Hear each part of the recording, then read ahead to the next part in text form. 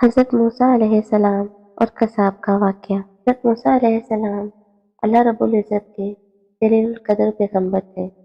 آپ علیہ السلام کو اللہ رب العزت سے ہم کلام ہونے کا شرف بھی حاصل تھا۔ ایک مرتبہ حضرت موسیٰ علیہ السلام جب کوہ طور پر اللہ رب العزت سے ہم کلام ہوئے تو انہوں نے اللہ تبارک و تعالیٰ سے پوچھا کہ جنت میں میرا ہمسایہ کون ہوگا؟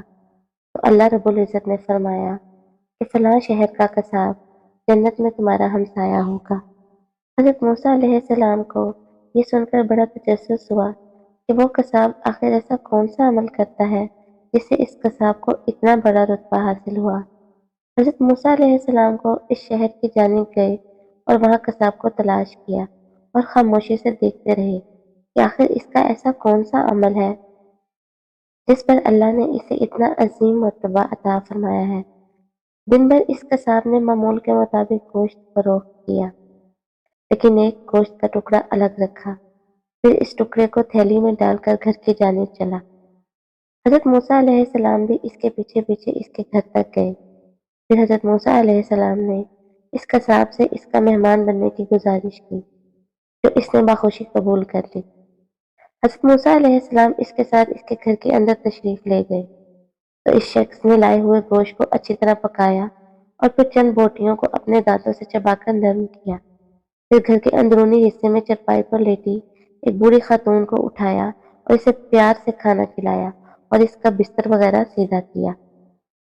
پھر اس بوڑھی خاتون نے اس قصاب کے کان میں کچھ کہا جس پر وہ مسکرا دیا۔ قصاب نے اس عورت کو بستر پر لٹایا اور خود کمرے سے باہر آ گیا۔ پھر اس نے حضرت موسیٰ علیہ السلام کو کھانا کھلایا۔ کھانا کھلانے کے بعد حضرت موسیٰ علیہ السلام نے اسے دریافت کیا کہ یہ بستر پر لیٹی ہوئی خاتون کون ہے اور اس نے تمہارے کان میں کیا کہا تھا؟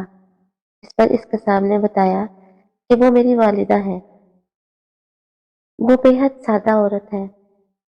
میں جب ان کی خدمت کرتا ہوں اور ان کو کھانا کھلاتا ہوں وہ مجھے یہی دعا دیتی ہیں کہ اے اللہ میرے بیٹے کو جنت میں موسیٰ کا ہمسایہ بنانا، جس پر میں مسکرا دیتا ہوں کہ کہاں میں ایک معمولی سا قصاب اور کہاں اللہ رب العزت کے برگزیدہ نبی۔